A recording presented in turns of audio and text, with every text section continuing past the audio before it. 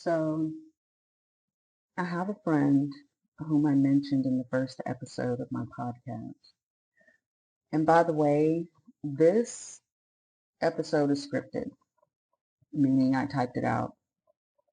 I'm disclosing that because all of the other episodes up to this point have been completely unscripted.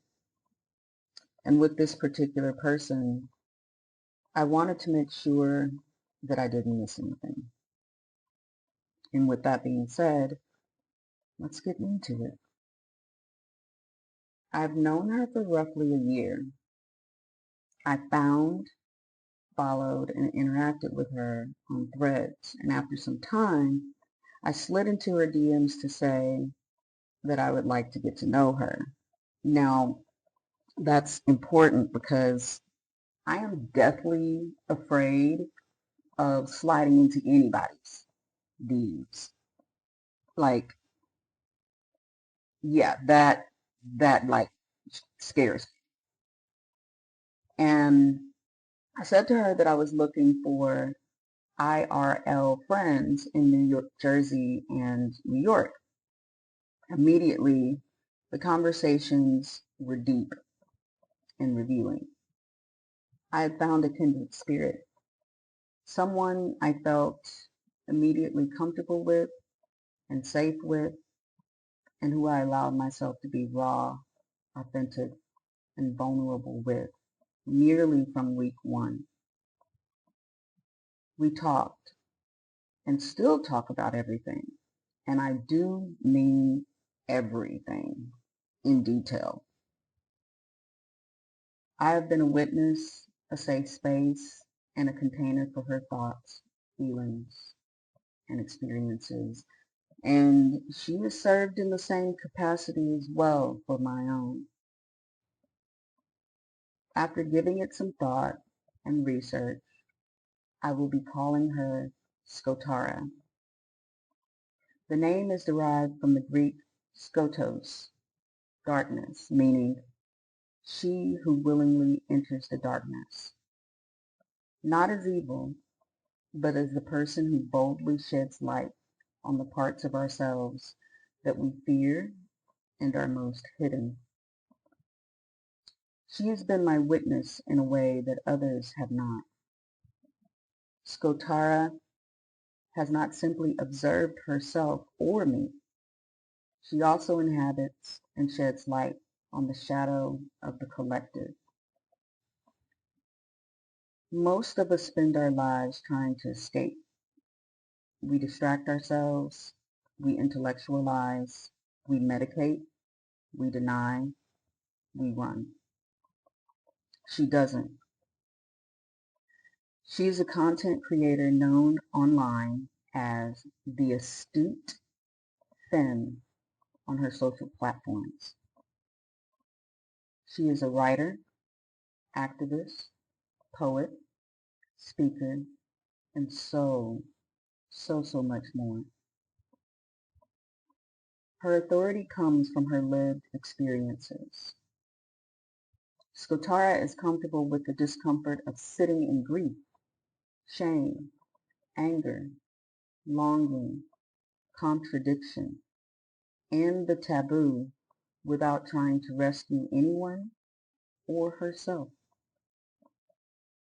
She has an extraordinary willingness to speak openly about the parts of herself that many people spend a lifetime trying to conceal. Her fears, her wounds, her contradictions, her failures, her grief, and her joy. She shares them publicly, not because authenticity and vulnerability have become fashionable, not because she's chasing attention, but from the way in which I see it, she needs to tell her truth. In a world that rewards carefully curated identities, she has chosen authenticity, even when the price has been very steep for her at times. That's something that is extraordinarily rare. And a courage such as hers is deeply contagious. Skotara has walked with me in ways that few people have been willing to, and has seen me in ways that few people have. She is my companion who is unafraid of the underworld, the shadow realms of the psyche.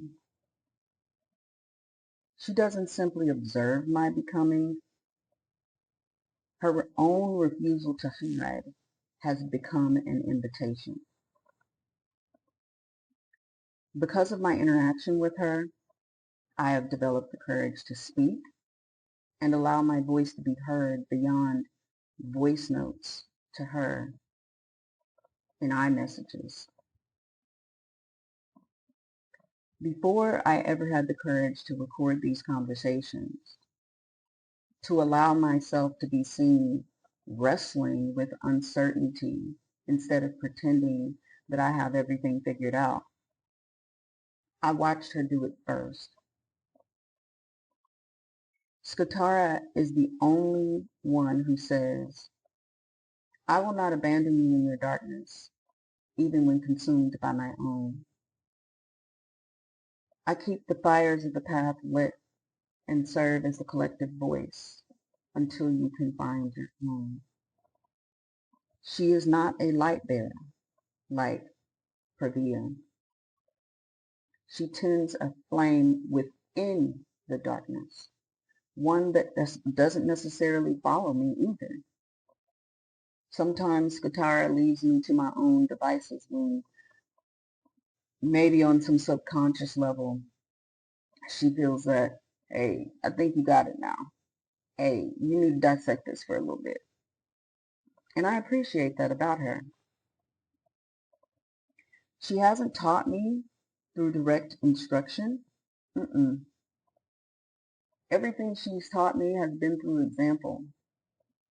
Every honest post, every difficult conversation became a subconscious permission slip to me that said,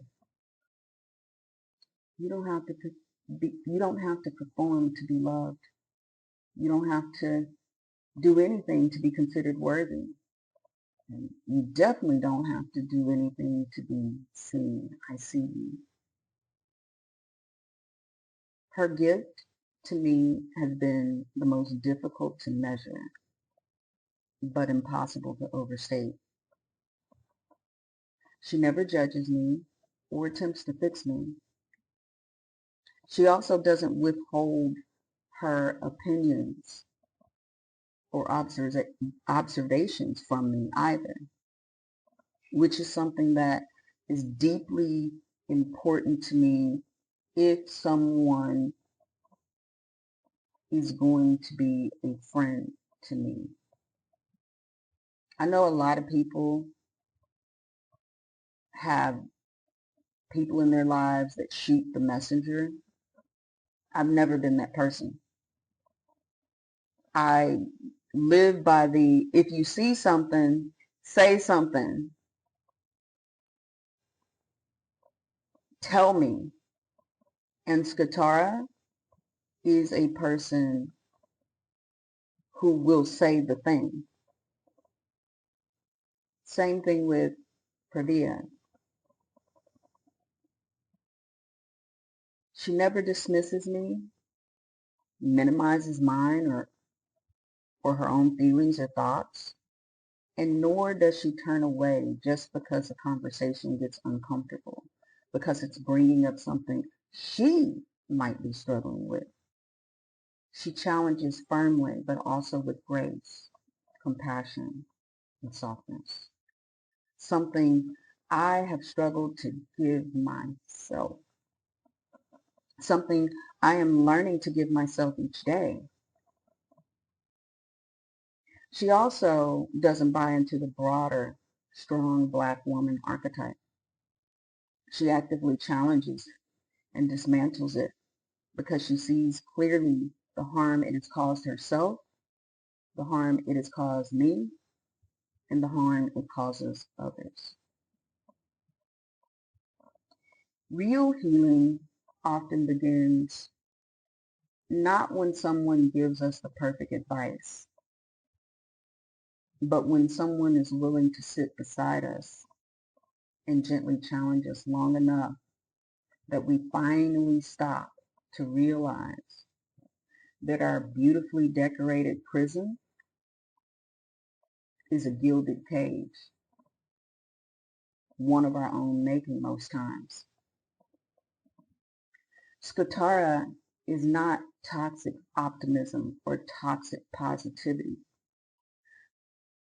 I can't think of a time that Skotara has simply said, boom, you got this, and high-fived me as I'm drowning, which is something that a lot of people do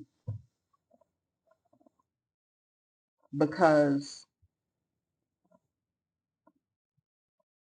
showing up for someone in the ways that they actually need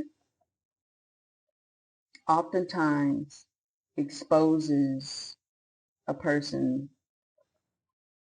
to how they fail others. And that's something that a lot of people don't want to look at. And it exposes people to how they fail themselves too.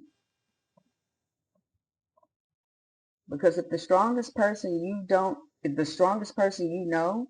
is having a moment of weakness, what does that possibly say about you? What does it say about how you have propped them up?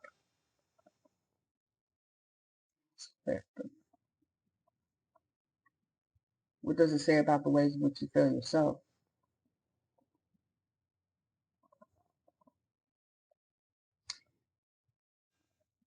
Rarely do we ever have these types of conversations, Skotara and I. Rarely do we engage in toxic optimism, false cheerleading, toxic positivity. Yeah, girl. Oh my God, you got this, girlie. Yeah, strong black woman. You're strong. You could do this. We don't do that shit.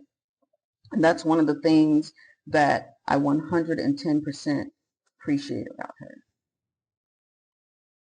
She will call me out and check in with me before saying, all right, cool. All right, I think you got this. And I know that I think you got this comes from a genuine place of listening to me, hearing me, seeing me before saying, you got this.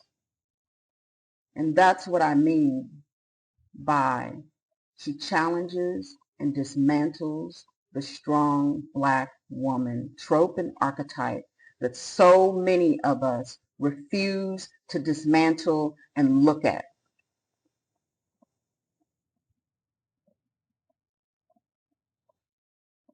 She's showing me that real love should survive hard truths and honesty in all of your relationships. She's showing me that pain can be transformed instead of merely endured. She shows me that we are capable, that I am capable, even when I am at my messiest and my most confused and when I love myself the least. She doesn't carry a torch in any attempt to erase my darkness, even when we've talked about some of the darkest topics. She tends a flame, and within it, and in doing so, she reminds me where to find my own. And to Skotara, I say, thank you, Queen. You have become an integral part of my world, my chosen family. You are my sister, and I love you deeply and with every bit of my soul. I am deeply honored to know you, and I hope that knowing continues. And I hope that I give to you even an ounce of what you give to me. Because the gift that you bring in my life choices and infinitely difficult to make. And I am so very thankful to be blessed with a friend and a sister such as yourself. Thank you.